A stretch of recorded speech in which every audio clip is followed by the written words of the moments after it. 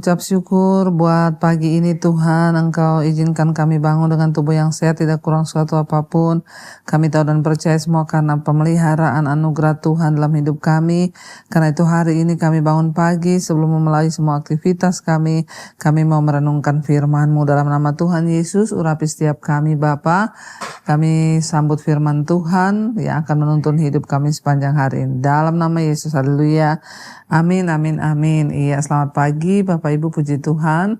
Kita berjumpa kembali di Mezbah Syukur pagi hari ini. Saya percaya kita semua bangun dengan tubuh yang tidak kurang suatu apapun. Biarlah kita menaikkan syukur kepada Tuhan. Baik, hari ini firman Tuhan terambil dari kitab Wahyu pasal 3 ayat yang kelima. Wahyu pasal 3 ayat yang kelima. Firman Tuhan berkata di sana, barang siapa menang, ia akan dikenakan pakaian putih yang demikian. Aku tidak akan menghapus namanya dari kitab kehidupan, melainkan aku akan mengaku namanya di hadapan Bapa-Ku dan di hadapan para malaikatnya. Iya, firman ini berkata, barang siapa menang, ia akan dikenakan pakaian putih. Ya, dan Tuhan tidak akan menghapus namanya dari kitab kehidupan. Justru sebaliknya, Tuhan akan mengakui namanya di hadapan Bapa dan di hadapan para malaikatnya. Bapak Ibu, ya, kita semua sudah menerima keselamatan yang dari Tuhan. Tetapi apakah kita menang atau kalah, kita masih dalam hari-hari ini perjuangan. Ya, kita percaya bahwa bukan berarti setelah kita percaya Yesus kita sudah selamat, pasti masuk surga. Memang nama Yesus itu adalah juru selamat. Tetapi keselamatan itu harus kita kerjakan. Ya, bukan berarti setelah kita menerima Tuhan Yesus kita hidup seenaknya saja, melakukan dosa, melakukan apapun yang kita mau, tidak bisa. Justru ketika kita terima Tuhan Yesus, kita ini menerima kuasa. Kuasa untuk apa? Menjadi anak-anak Allah. Kita mematahkan kedagingan kita, mematahkan kuasa iblis, mematahkan kuasa dosa. Karena jika kita sudah menerima Tuhan Yesus, tapi kita dengan sengaja terus-menerus hidup di dalam dosa, maka kita itu sudah menyangkal darah pengorbanan Kristus dalam hidup kita. Ya, dan ayat ini berkata, kitab Wahyu pasal 3 ayat 5, barang siapa menang. Menang terhadap apa? Menang terhadap semua hal di dunia ini. Menang terhadap penderitaan, menang terhadap pergumulan, menang terhadap keinginan daging, menang terhadap keakuan kita. Kita bisa mengalahkan setiap kedagingan kita. Kita berhasil untuk tidak menyalahkan Tuhan, tidak bersungut-sungut dalam setiap masalah kita. Kita menang karena kita nggak jatuh di dalam dosa, kita nggak berzina, kita tidak berselingkuh, kita tidak mempermainkan nama Tuhan. Orang yang menang artinya orang yang mampu menjaga imannya tetap teguh sampai pada waktu kedatangan Tuhan. Ya, memang dalam perjuangan hidup ini masih ada kadang-kadang kita ini lemah, kita jatuh, tapi bangkit kembali saudara. Dan jangan mau membiarkan diri kita perbudak oleh iblis, diperbudak oleh hawa nafsu kita. Kenapa saudara? Kita harus menang sampai di garis akhir menghadapi setiap peperangan rohani di hari-hari ini. Karena firman ini berkata, barang siapa menang, ia akan dikenakan pakaian putih. Kelak ketika kita akan menghadap Tuhan, kita ini harus memakai jubah putih, yaitu jubah kekudusan. Ya, jubah yang putih itu dikenakan kepada orang-orang yang keluar dari penderitaan yang besar, keluar dari pergumulan hidup yang berat, keluar dari pergumulan menghadapi kedagingannya. Orang-orang yang berhasil keluar dan menang di dalam setiap pertempuran imannya. Mereka akan dikenakan pakaian yang putih. Ya, dan ayat ini Tuhan berkata, aku tidak akan menghapus namanya dari kitab kehidupan. Kalau Tuhan berkata bahwa yang menang tidak akan dihapus namanya, berarti akan ada orang-orang yang namanya dihapus dari kitab kehidupan, yaitu mereka yang kalah tentunya. Yang menang tidak akan dihapus, tetapi akan diakui di depan Bapa dan semua malaikat. Tetapi justru yang kalah, ya mereka namanya akan dihapus dari kitab kehidupan.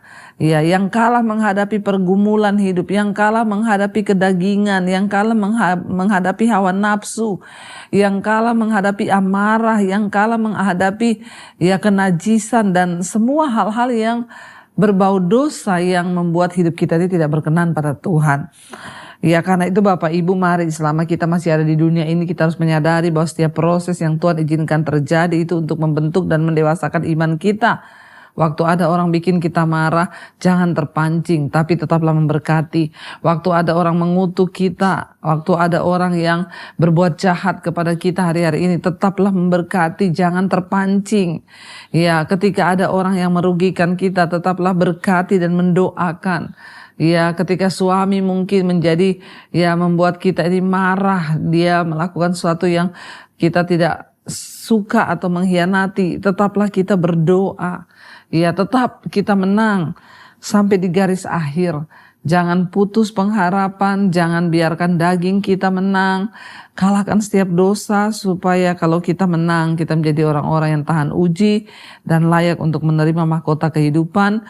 Karena firman ini jelas berkata, barang siapa menang, ia akan dikenakan pakaian putih dan namanya tidak akan dihapus dari kitab kehidupan, berarti akan ada orang-orang yang namanya dihapus.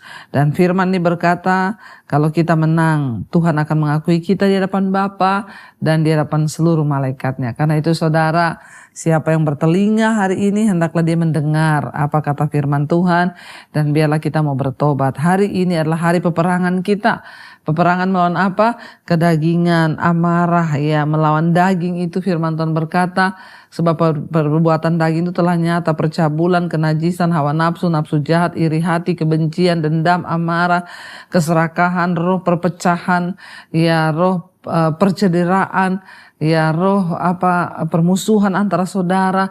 Kita kalahkan semua itu supaya ketika kita ini sampai di garis akhir pertandingan iman, kita kedapatan menang dan nama kita ada di dalam kitab kehidupan. Karena itu Bapak Ibu, mari kita semua berjuang, kuatkan dirimu, kuatkan keluargamu, kuatkan suami dan anak-anakmu, karena kita sedang ada di pertarungan peperangan rohani di hari-hari yang terakhir. Jangan sampai lalai, tetapi kita mau menjadi pemenang-pemenang Tuhan. Tetap semangat dan tetap miliki kemenangan dan iman yang besar yang datang dari Tuhan. Mari kita tundukkan kepala, kita renungkan firman ini, kita satukan hati, kita berdoa. Terima kasih Tuhan, kami percaya kami ada di perjuangan yang luar biasa di hari-hari yang terakhir ini.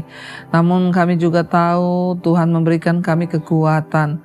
Kami melihat bagaimana kesetiaan Tuhan memberikan kami kemenangan demi kemenangan sampai di garis akhir.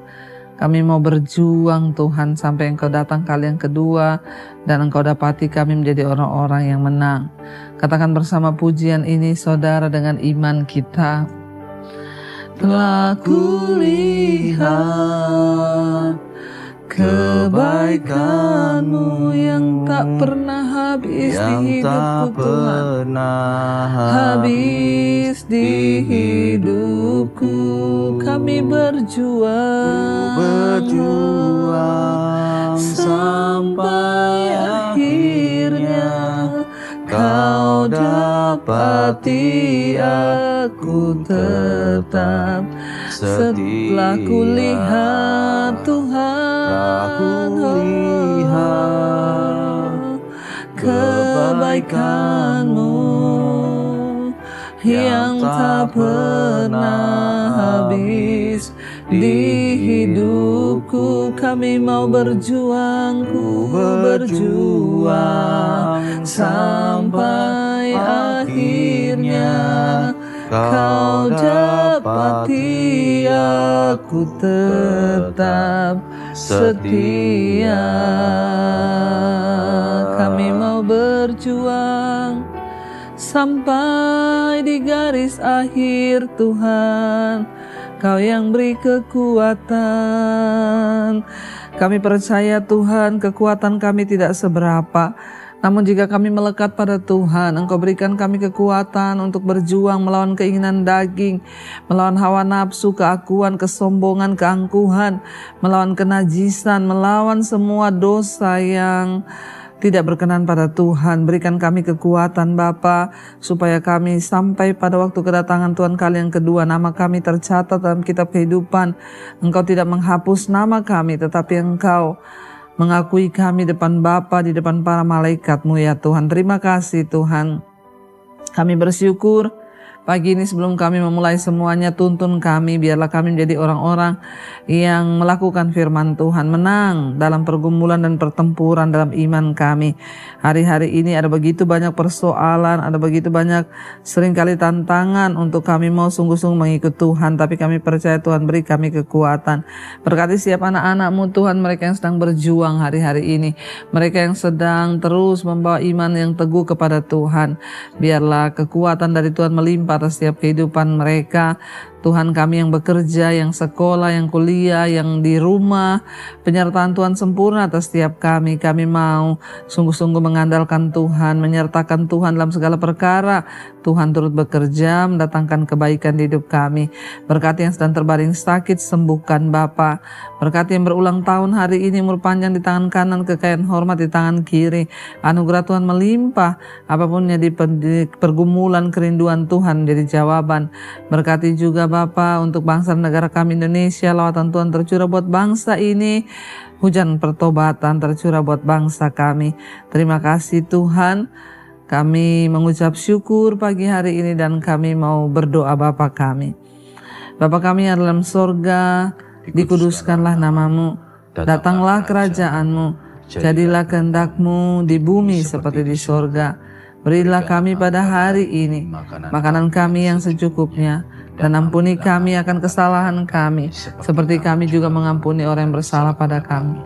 Dan janganlah membawa kami dalam pencobaan, tapi lepaskanlah kami daripada yang jahat, karena Engkaulah yang punya kerajaan dan kuasa dan kemuliaan sampai selama-lamanya. Mari buka hati dan tanganmu, saudara, terimalah kiranya berkat, rahmat, anugerah dari Allah Bapa, cinta kasih Tuhan Yesus Kristus, penyertaan Allah Roh Kudus turun atas hidup kita mulai hari ini, bahkan sampai kali yang kedua Tuhan Yesus datang kembali menjemput setiap kita, dan nama kita tercatat dalam kitab kehidupan. Dalam nama Tuhan Yesus yang percaya diberkati Tuhan, katakan bersama, amin, amin, amin. Tuhan Yesus memberkati. Shalom dan Immanuel, saudara. Yang pegang tanganku, Kau yang sentuh hatiku, selamanya ku cinta Kau Yesus, selamanya ku menyembah-Mu. Kau yang pegang tanganku, Kau yang sentuh hatiku, selamanya ku cinta Kau Yesus, selamanya ku menyembah-Mu.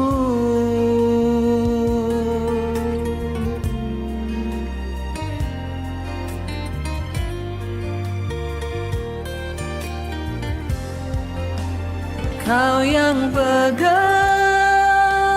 tanganku, Kau yang sentuh hatiku, selamanya ku cinta Kau Yesus, selamanya ku menyembah-Mu.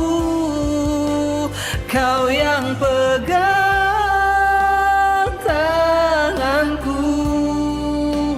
Kau yang sentuh hatiku, selamanya ku cinta Kau Yesus, selamanya ku menyembah-Mu.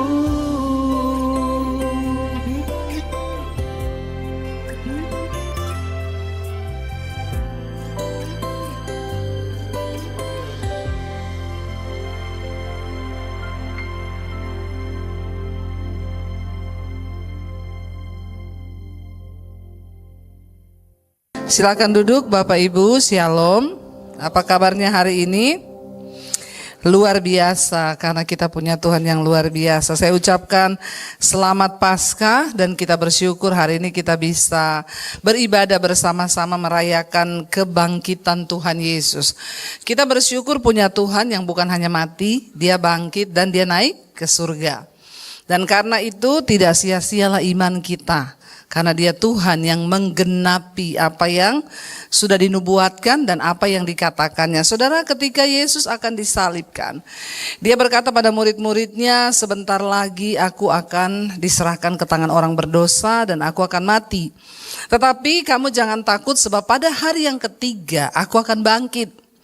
Pada waktu itu murid-murid tidak percaya dan Petrus dan yang lain berkata, kami pasang badan Tuhan, siapa yang berani membunuh engkau?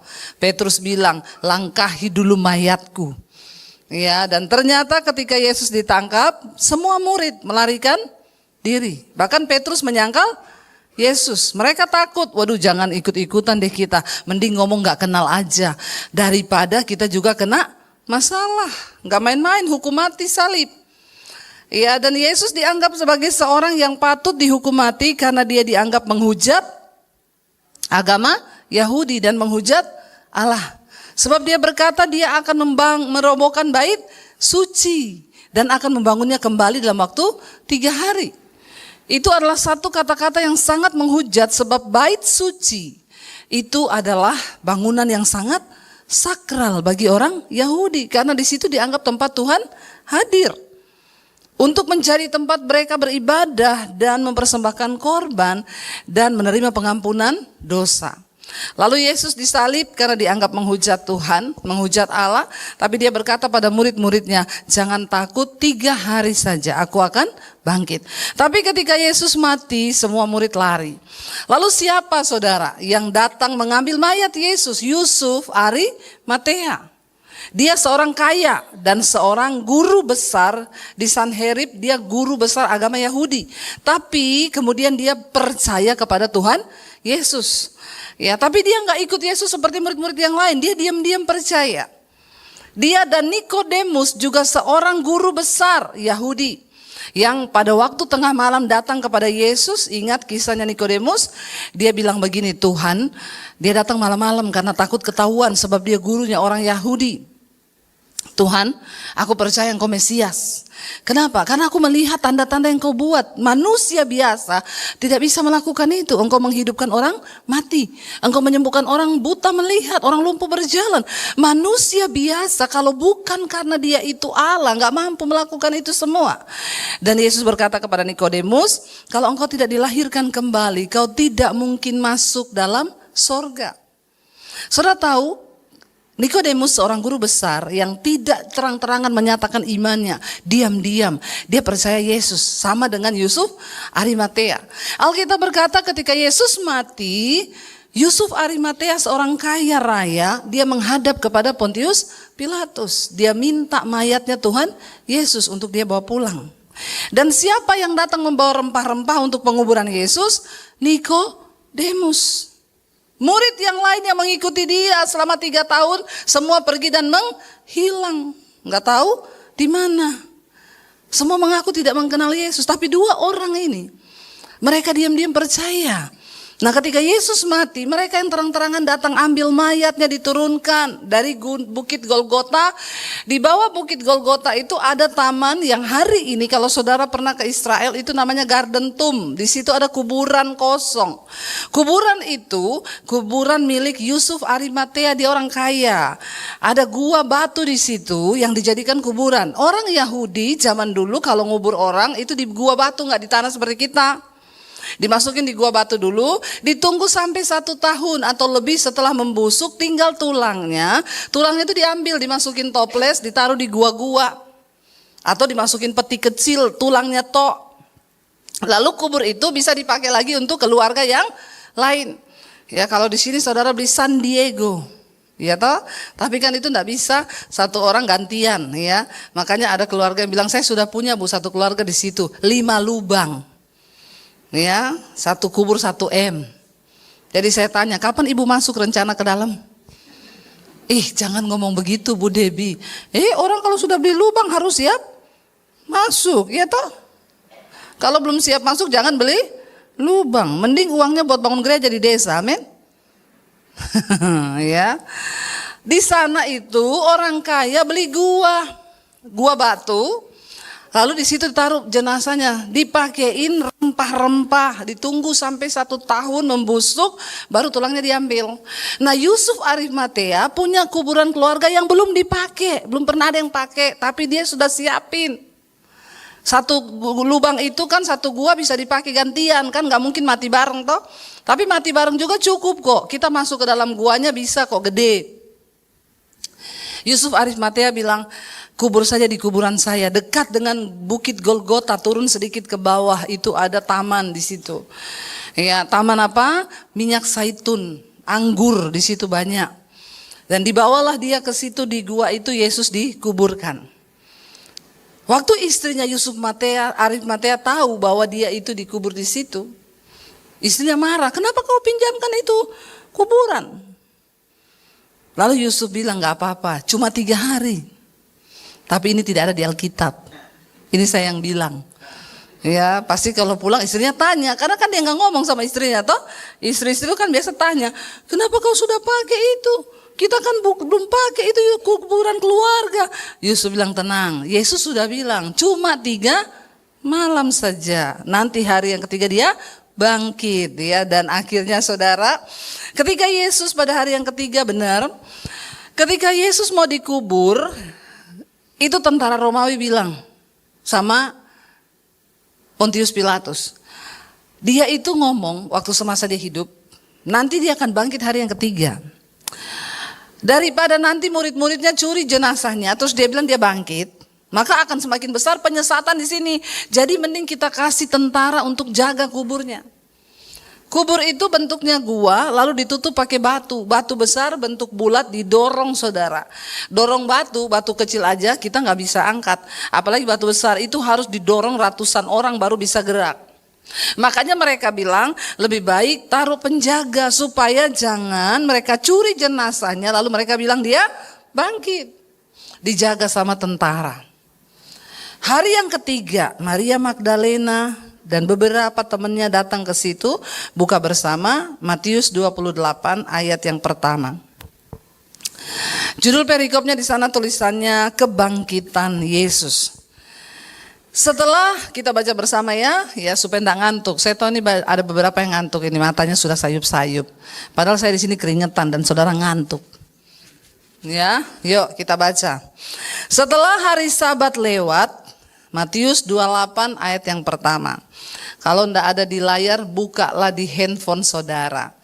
Yang handphonenya tidak ada aplikasi Alkitab, bertobat, auto masuk neraka kau. Kenapa handphonemu tidak kau download itu aplikasi Alkitab? Selama masih ada waktu baca Alkitab, amin. Saudara baca aja belum tentu bisa melakukan, apalagi yang tidak baca ya. Di handphone ada aplikasi game, ada aplikasi foto jahanam. Tapi itu aplikasi Alkitab tidak dipasang di situ, bertobat tanda-tanda manusia akhir zaman ya. Jadi kalau di gereja nggak ada ayat, mereka diam-diam aja itu.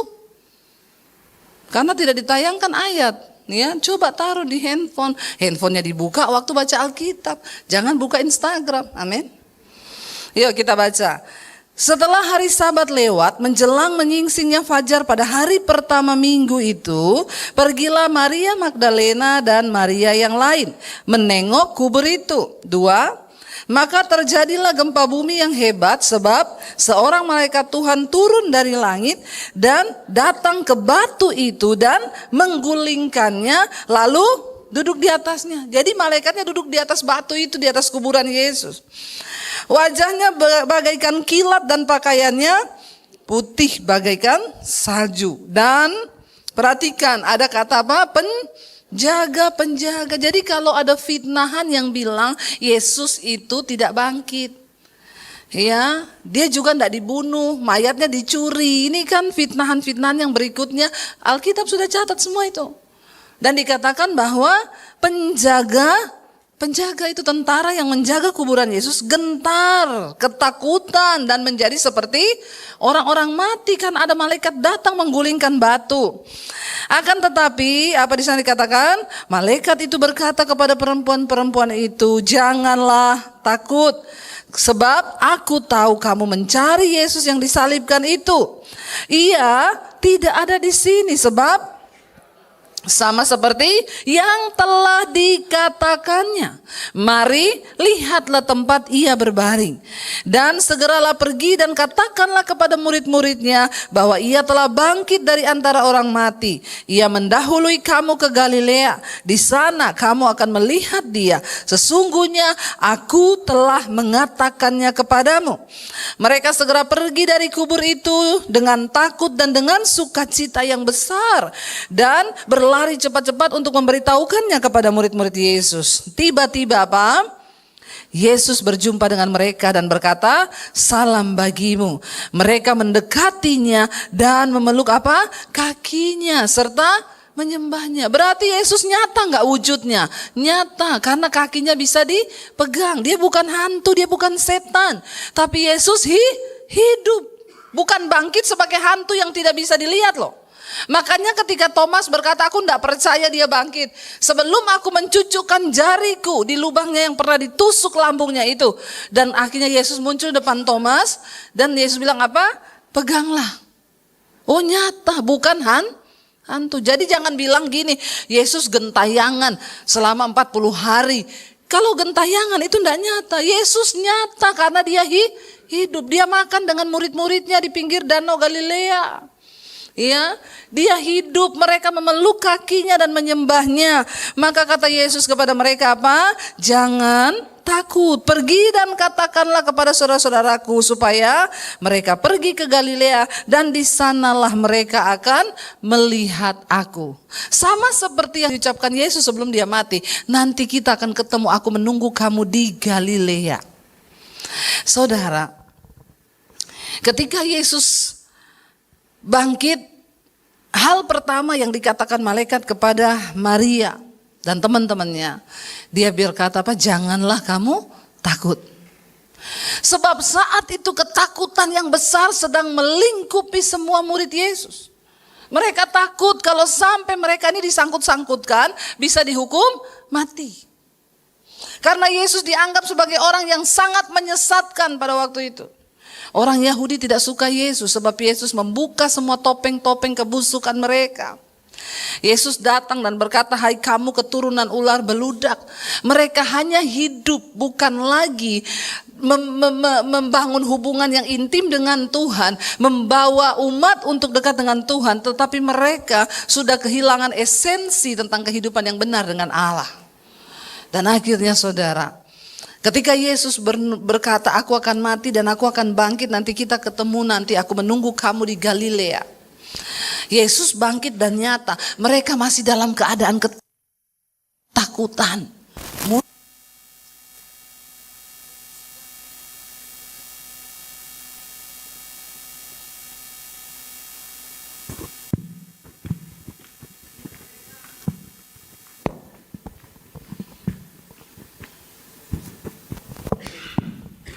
Mereka tercerai-berai, mereka takut, mereka akan kena dampaknya. Karena itu kata-kata malaikat yang pertama dikatakan pada mereka, jangan takut. Hari-hari ini apa yang kita takutkan? Kebangkitan Kristus membawa sebuah jaminan bagi kita bahwa kita percaya Yesus tidak akan sia-sia.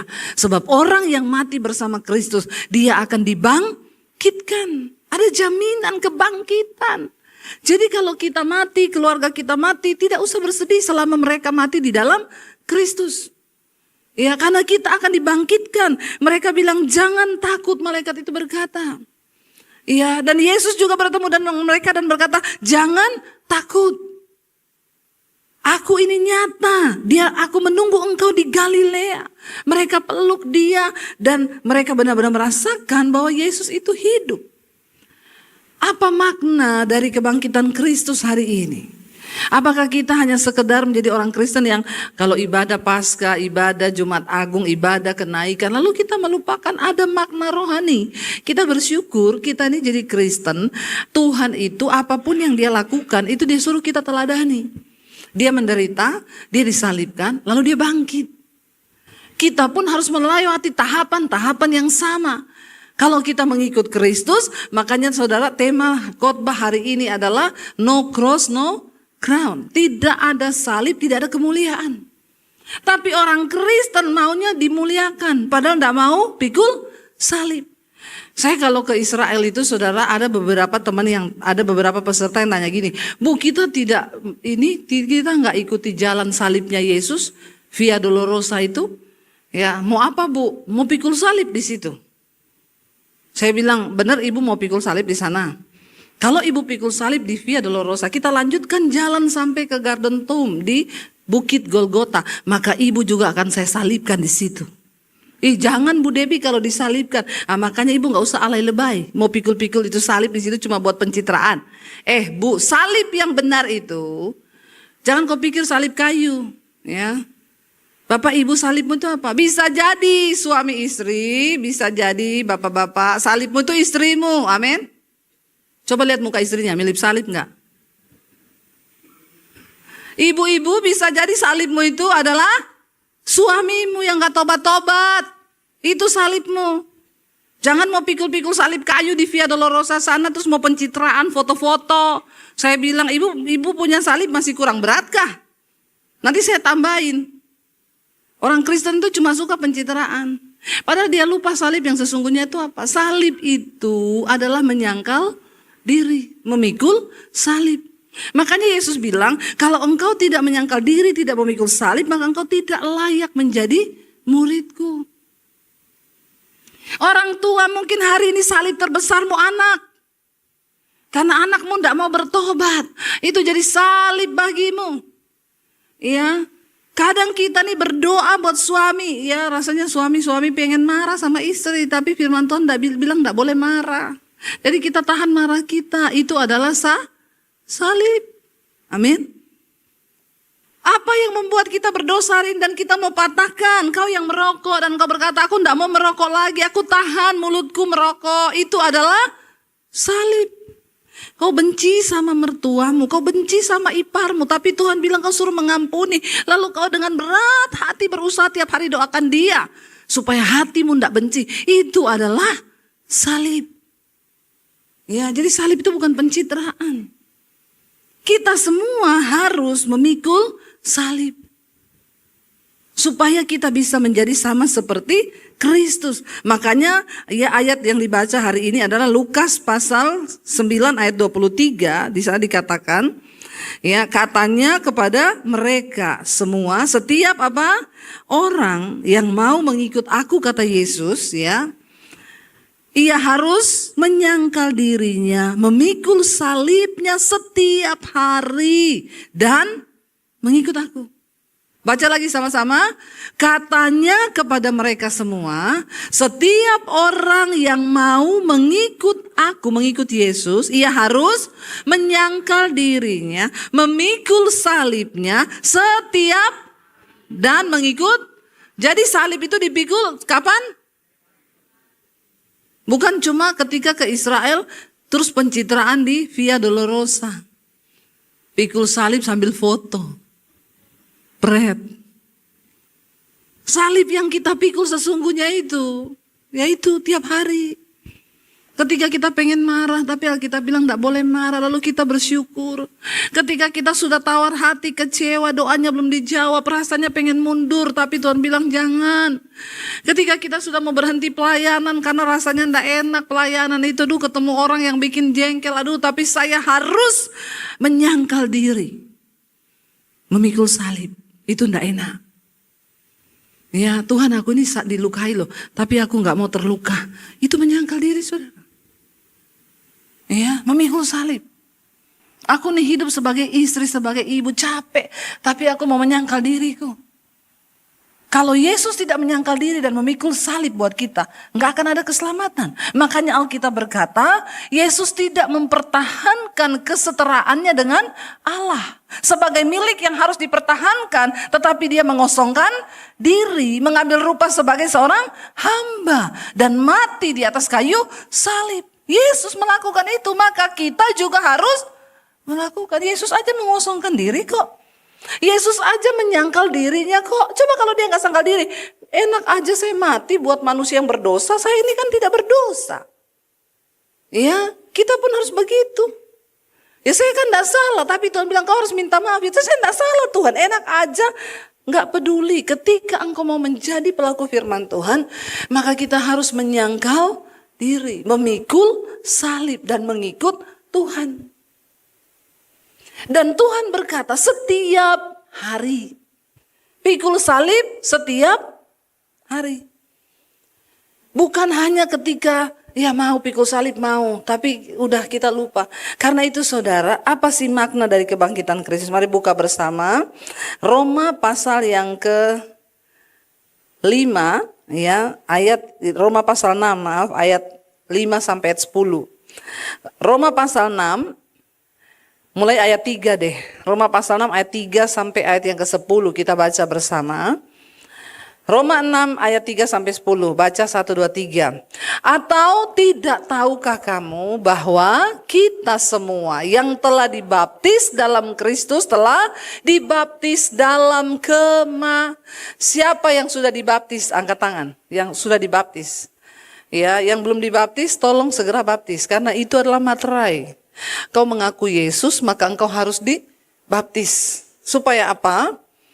Ayat ini berkata, ya, tidak tahukah kamu bahwa kita semua yang telah dibaptis dalam Kristus telah dibaptis dalam kematiannya. Orang yang dibaptis itu dia mati hidupnya. Ketika dia ditenggelamkan dalam air, itu dia dimatikan, hidup lamanya dikubur. Lalu supaya apa? Ayat 4 berkata begini, dengan demikian kita telah apa? Dikuburkan bersama-sama dengan Kristus oleh baptisan dalam kematian. Supaya apa? Sama seperti Kristus telah dibangkitkan dari antara orang mati oleh kemuliaan Bapa, demikian juga kita akan hidup dalam hidup yang baru. Amin. Tuhan sudah memberikan pengampunan bagi kita. Dia beri jalan. Sehingga setiap orang yang terima Yesus. Waktu kau terima Yesus, dosa-dosamu di masa lalu auto terhapus. Karena pengorbanannya. Tetapi setelah engkau menerima Yesus, dibaptis, engkau hidup baru. Hidup baru ini pilihan. Tadi saya di mobil sharing dengan suami. Dan suami saya mulai berkhotbah, saya mendengarkan. Tapi saya diberkati saudara. Dia bilang gini, iya ya kalau dipikir-pikir ya. Orang Kristen tuh ya. Sebenarnya sudah dikasih aturan loh. Tuhan bilang habis dibaptis terima Yesus hidup baru. Tapi kan dalam kita lihat tidak semua kan orang hidup baru, orang Kristen itu. Suami saya bilang itu kan pilihan. Hidup ini adalah pilihan. Kamu sudah sama-sama terima Yesus.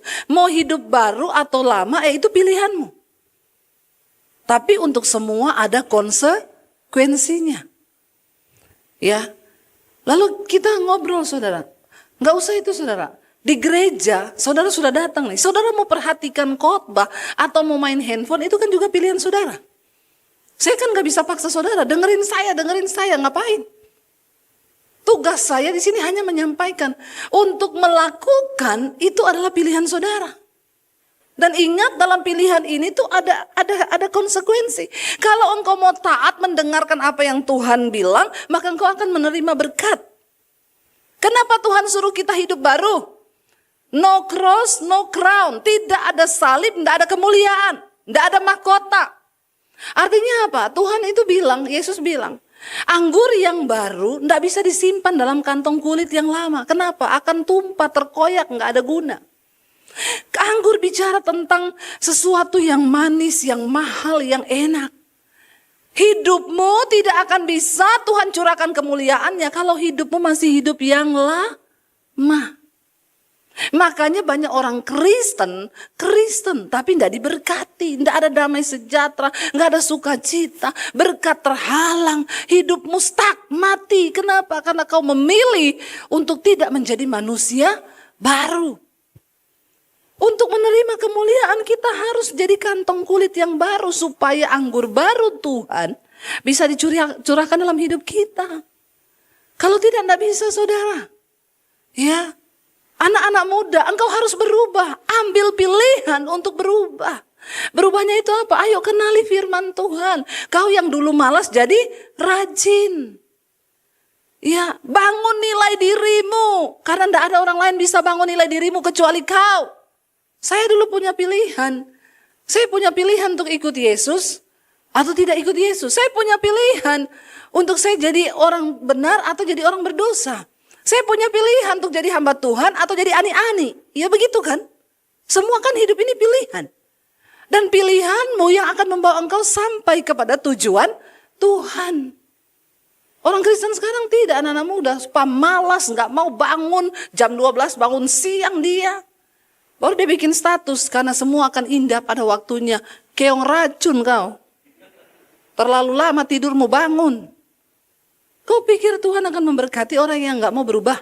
Makanya kenapa Tuhan bilang sama Nikodemus, kamu tidak mungkin bisa melihat kerajaan Allah kalau engkau tidak dilahirkan kembali. Menjadi manusia baru. Apa itu manusia baru? Menyangkal diri. Saya ini dulu Debbie yang malas, yang bodoh, sukanya dugem, sukanya melakukan dosa. Setelah saya terima Yesus dibaptis, saya keluar dari baptisan dengan hidup yang baru. Dan besok adalah keputusannya harus ada di saya. Saya nggak mau dugem lagi, saya nggak mau bodoh lagi. Ya kan begitu bapak-bapak. Saya nggak mau merokok lagi, saya nggak mau ini lagi, saya nggak mau. Semua itu pilihan kita. Ya, dan firman Tuhan udah kasih supaya kita diberkati. Dikatakan sebab jika kita menjadi satu dengan apa yang sama dengan kematiannya, maka kita juga akan menjadi satu dengan apa yang sama dengan kebangkitannya. Ayat 6, karena kita tahu bahwa apa? Manusia lama kita telah turut disalibkan, supaya tubuh dosa kita ini hilang kuasanya, agar jangan kita ini menghambakan diri lagi kepada dosa. Kita yang bisa menghilangkan keinginan-keinginan dosa itu. Kalau kita melakukan firman Tuhan. Ketika orang membiasakan diri melakukan firman Tuhan. Ya, maka dia akan mulai tinggal nyaman. Oh iya, firman Tuhan. Ketika engkau membiasakan diri hidup benar. Ya, maka tubuh dosamu perlahan akan hilang. Lama-lama setan juga malas ganggu kita. Ya, kalau setan bilang merokok, enggak, aku enggak mau merokok dalam nama Yesus. Kau tahan mulutmu, kalau perlu lakban. Orang untuk bisa memutuskan hidup baru harus ada niat. Ya, itu yang saya bilang, ada wanita telepon saya, Bu, saya ini kan hidup bareng sama pacar saya. Jadi ya kami ini enggak menikah, Bu, tapi kami tinggal bareng. Jadi sudah melakukan hubungan suami istri, iya Bu, tinggal bareng. Saya bilang, oh kumpul kebo. Ya jangan dibilang gitu Bu, ya memang itu kumpul kebo namanya. Yang kumpul-kumpul belum nikah itu cuma kebo. Kamu ini orang atau kebo? Masih mau halus-halusin bahasanya lagi? Nggak usah dihalusin, bilang aja saya kumpul kebo gitu. Berarti kamu sama dengan kebo. Ya, jadi gini Bu, kenapa kita enggak nikah? Karena dia itu suami orang. Oh kamu pelakor. Ya jangan gitu dong Bu. Ya iya, itu namanya kamu pelakor. Dosa itu. Kamu harus keluar dari situ, kamu tahu kebenaran. Iya, saya dengerin khotbahnya Bu Debbie, makanya Bu saya tuh pengen putus. Tapi kenapa ya setelah saya mau putus kok makin hari makin kangen pret. Saya bilang, kamu yang harus memutuskan. Blokir nomornya dia. Sudah Bu, tapi dia pakai nomor lain hubungi saya. Bilang aja saya amnesia, gak ingat kamu. Kamu harus puasa. Tiap hari dengerin firman. Kamu yang harus pilihan. Itu tuh pilihan saudara. Untuk menjadi manusia baru tuh pilihan. Saudara gak bisa datang sama saya, Bu, tumpang tangan dong supaya saya. Enggak. Kamu ketika roh gatelnya datang, kamu tengking dalam nama Yesus, roh gatel pergi kau. Amin. Dalam segala hal begitu. Waktu kau benci mertuamu, ketika setan bicara di hatimu, itu mertuamu kurang ajar. Dalam nama Yesus, setan pergi kau, aku mengasihi mertuaku. Itu namanya niat kita yang memilih untuk hidup dalam kebenaran. Lalu dikatakan sebab siapa yang telah mati, ia telah bebas dari dosa. Kalau kita dibaptis, kita mati bersama Kristus. Kita bebas dari dosa. Dari dosa-dosa yang disengaja, sudah diampuni. Kita masih bikin dosa? Yes, setiap hari. Tapi dosa yang tidak disengaja. Bukan dosa yang disengaja. Ya, kita perlu minta kasih karunia Tuhan untuk melepaskan kita. Jadi jika kita telah mati dengan Kristus, kita percaya apa? Bahwa kita akan hidup juga dengan Dia. Karena kita tahu bahwa Kristus sesudah Ia bangkit dari antara orang mati, tidak mati lagi. Dan maut tidak lagi berkuasa atas Dia. Yesus sudah bangkit, tidak mati lagi. Tapi orang Kristen bangkit mati, bangkit mati. Nah, ini setan benar. Mati bangkit, mati bangkit. Ya, itu seperti ceritanya Ungke datang di KKR. Bertobat saudara, dengar khotbah, bertobat. Bah, Ungke maju nangis doa. Saya mau bertobat, kata Ungke. Ya, begitu dia pulang ke rumah, dia bilang, Tuhan saya mau bertobat. Mulai detik ini, dia kubur semua VCD pornonya, dia kubur semua rokok, dia kubur semua kartu judinya. Dia taruh salib di atas, dia tulis Ungke hari ini mati tanggal sekian bulan sekian. Dia puasa besoknya temannya datang, Ungke mabuk yuk. Enggak, Ungke yang lama sudah mati. Yang ada Ungke yang baru. Hari kedua dibujuk judi yuk, Ungke yang lama sudah mati, kartu sudah Ungke kubur. Hari ketiga pacarnya Ungke datang pakai rok mini. Ya, dia pangku kaki di depannya Ungke. Kadang ini setan-setan ini sudah tidak menakutkan saudara.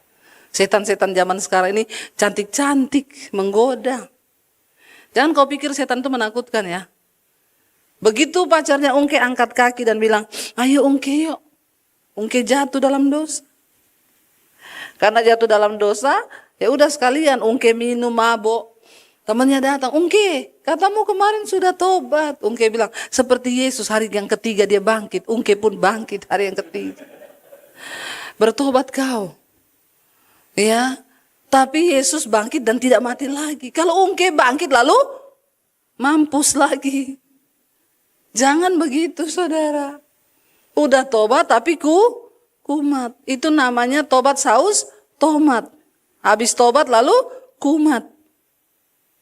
Bilang kanan kirimu jangan kumat. Kalau udah tobat jangan kumat. Dilarang kumat. Yuk kita mulai dari rumah tangga kita yuk bertobat. Suami istri. Jangan hidup dalam pertengkaran tiap hari. Kau tidak akan diberkati Tuhan. Salibmu itu istrimu, salibmu itu suamimu. Tapi yang terpenting sangkal dirimu. Waktu iblis bilang, itu kebangetan suamimu. Itu kan setan yang ngomong toh. Suamimu itu kebangetan, tahu nggak kenapa kau mau terima suami kayak begitu? Bodoh kau. Tengking dalam nama Yesus. Aku mau menyangkal diri Tuhan. Aku terluka tapi aku tidak mau ngerasa. Nah sekarang ini ya di dunia ini statement-statement diputar balik semua ya. Saya lihat ada satu orang cewek bikin status. Hai wanita-wanita, kamu tuh harus pintar kerja, pintar cari duit. Supaya apa? Kalau kau pintar cari duit, nanti kalau kau menikah, suamimu macam-macam, kau mau bilang cerai, tinggal cerai aja gampang karena kau punya duit. Itu kan bukan firman Tuhan yang ngomong. Tapi banyak orang Kristen masuk dan ngomong ini, setuju cece, pret. Apakah cuma semudah itu hidup? Firman itu diputar balik. Yesus bilang kamu harus menyangkal diri. Tapi dunia kedokteran bilang sekarang begini, kenapa orang kena autoimun? Karena terlalu banyak memendam. Soalnya kau kalau disakiti kau tidak keluarkan emosimu. Kau pendam, akhirnya kau jadi sakit di dalam, kau kena autoimun. Jadi kalau kau mau marah-marah aja. Kau mau pukul orang, pukul saja. Nah, ini yang dunia ajarkan hari-hari ini, saudara. Padahal firman Tuhan tidak ajar begitu. Firman Tuhan ajar sangkal dirimu. Kasihilah sesama manusia seperti yang kau mengasihi dirimu sendiri. Hati-hati loh dengan statement yang hari-hari ini banyak beredar di sosial media. Akhir zaman, firman Tuhan dikabur-kaburkan, diputar balik supaya kelihatannya benar. Yesus berkata dia mati, kematiannya terhadap dosa cuma satu kali. Untuk selama-lamanya, dan kehidupannya adalah kehidupan bagi Allah. Nah, kita harus seperti itu. Hari ini Yesus sudah bangkit. Bilang kanan kirimu, "Weh, kamu juga harus bangkit." Ya, bilang sama istrimu, bilang sama suamimu. Lihat istrimu coba, lihat. Suami istri lihat-lihatan, jangan lihat istri orang, Pak. Lihat istrimu, Pak. Ya. Lihat istrinya. Mau lihat istri aja nggak mau loh. Ini bapak-bapak ini memang perlu dibaptis, direndam 15 menit nih ya. Lihat istrimu, ngomong, "Ayo bangkit ya, kita berdua ya." Suami istri, "Ayo bangkit." Percuma kau Kristen kalau hidupmu nggak berubah. Mending nggak usah. Ya. Ayo kita sungguh-sungguh mau menghormati Tuhan. Dia sudah mati, dia lakukan yang terbaik. Untuk apa, saudara? Bagaimana kita memaknai kematian dan kebangkitan Kristus? Tuhan, engkau sudah mati, engkau bangkit, dan engkau hidup bagi Allah. Sekali selamanya aku pun mau mati, bangkit, dan aku mau hidup bagi Tuhan. Amin. Untuk melakukan firman-Nya. Kita bangkit berdiri bersama. Terima kasih Tuhan Yesus, kami percaya Engkau yang beri kami kekuatan untuk kami menang terhadap dosa. Kami telah mati dan kami mau tinggalkan cara hidup kami yang lama. Supaya tidak menjadi sia-sia pengorbanan Kristus. Mari katakan pujian, "Ku telah mati dan tinggalkan cara hidupku yang lama Tuhan." Angkat hatimu kepada Tuhan saudara. Katakan di hadapan Tuhan, "Ini kami Tuhan." Mari angkat tanganmu saudara, karena itu biarlah Tuhan pegang tanganmu mulai dari hari ini. Dia akan menuntun engkau bahkan ketika engkau melewati lembah. Kekuatan yang dari Tuhan melimpah atas kita. Amin. Karena itu Bapak Ibu, turunlah rahmat, damai sejahtera, penyertaan Allah Bapa dan Allah Roh Kudus akan menyertai kita dalam setiap pergumulan hidup kita, dalam setiap jalan-jalan kita. Tuhan akan menyertai-mu, melindungi-mu, membentengi-mu. Dia akan menyertai kita mulai dari hari ini, bahkan sampai kali yang kedua. Tuhan Yesus datang kembali menjemput setiap kita, dan nama kita tercatat di dalam kitab kehidupan. Di dalam nama Tuhan Yesus yang percaya diberkati Tuhan, katakan bersama, amin, amin, amin. Tuhan memberkati. Yang pegang tanganku, Kau yang sentuh hatiku, selamanya ku cinta Kau Yesus, selamanya ku menyembah-Mu. Kau yang pegang tanganku, Kau yang sentuh hatiku, selamanya ku cinta Kau Yesus, selamanya ku menyembah-Mu.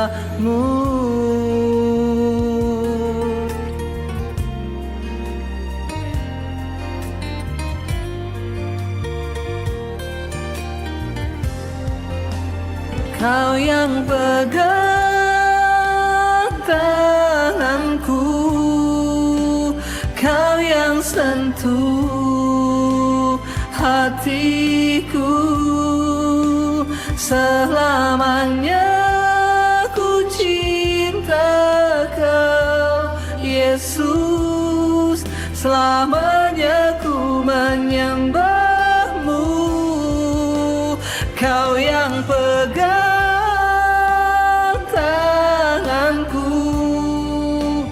Kau yang sentuh hatiku, selamanya tree.